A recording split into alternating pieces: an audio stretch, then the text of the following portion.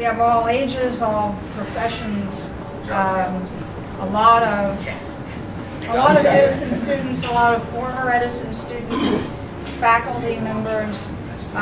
We have, let's see, Jocelyn, what grade are you in? 3rd grade, okay. McDuff's little girl over here, and is in 3rd grade. And we have junior high schoolers. Like I said, we have a few acting majors, and we have folks from the community who have been with us for a long time. John Whitney from Sydney and Kevin Wilson from Fletcher.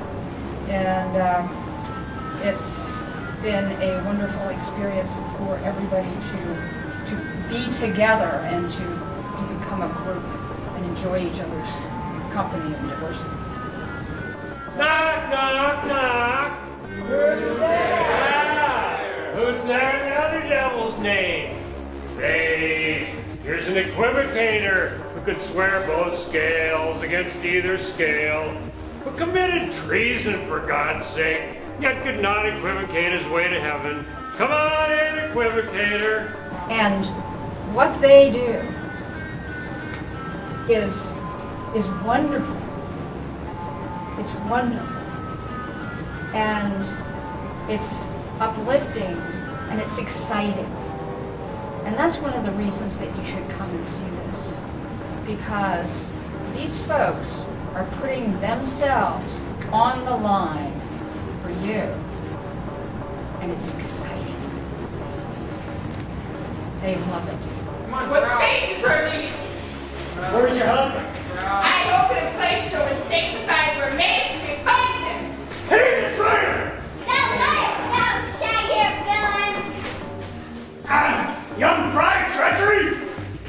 One of the things that you may not realize, because it looks so spontaneous when you come to see the play and you see these folks fighting with different kinds of weapons, is that all of this is very, very carefully choreographed. We have a fight master, Kevin Grosjean, who works out all the moves for these folks, the timing for them, and drills them night after night, day after day, hour after hour, to make sure that they do everything exactly the same at every performance.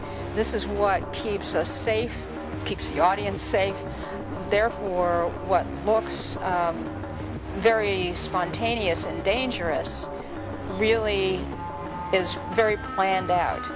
And I think even if you see this interview and you come to the show, you will think that that it's all happening right there for the very first time.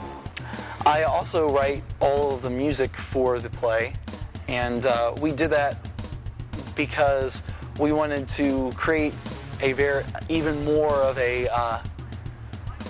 this is only one-time deal approach to this play. We wanted people to feel as if what they see here and what they hear here is not going to be something they're going to see or hear ever again.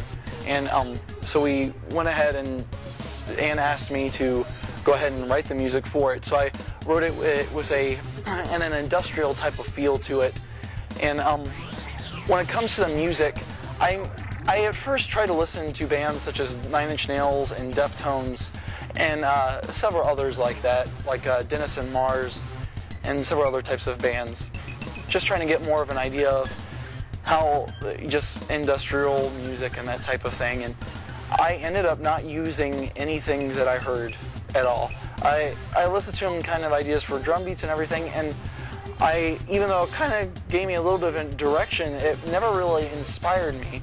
And so I kind of went off on my own to say and just wrote the music just with the emotions of the play in mind.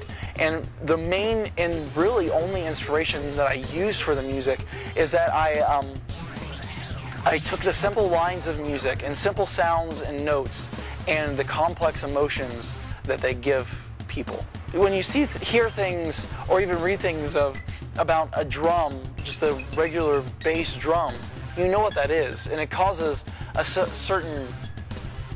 certain set of emotions to arise in you. And for instance, the first book of the Lord of the Rings, the Fellowship of the Ring, the scene when they're all stuck in the mines of Moria, and off in the distance they start to hear a drum, just softly in the background, just a regular bass drum they hear in the background.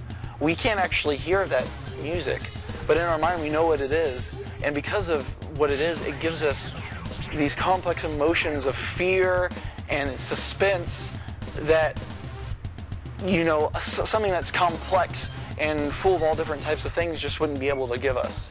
And I think that is because the more simple the sounds are, the more people can relate to them, and the more that people can actually read into them and not have to, instead of taking out from the music, you're putting your own self into that music.